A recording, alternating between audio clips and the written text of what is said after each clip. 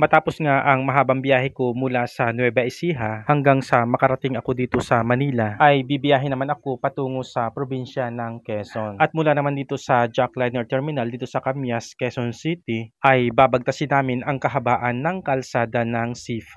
At ito nga, napadaan kami dito sa isa sa napakagandang bahagi ng Ortigas. Medyo nanibago talaga ako sa mga pagkakataon na ito dahil noon nung pumupunta ako sa Nueva Ecija, ang mga provincial bus ay dumadaan talaga ay sa EDSA. Pero sa ngayon nga ay dito na sila dumadaan sa may C5. At nagulat nga din ako dati noon kapag galing ako ng Nueva Ecija, sa Balintawak kami dumadaan pero ngayon sa Quirino Highway na. At sa mga pagbabagong napansin ko nga noon sa biyahe ko sa EDSA, kung ikukumpara dito sa may C5, talaga namang sobrang haba ng oras na gugugulin mo sa EDSA. At sa naging biyahe nga namin nitong dumaan kami sa C5 ay mas madali kaming nakaalis sa kalakhan ng Maynila. Mas mainam nga naman kung ganitong hindi masyadong matraffic.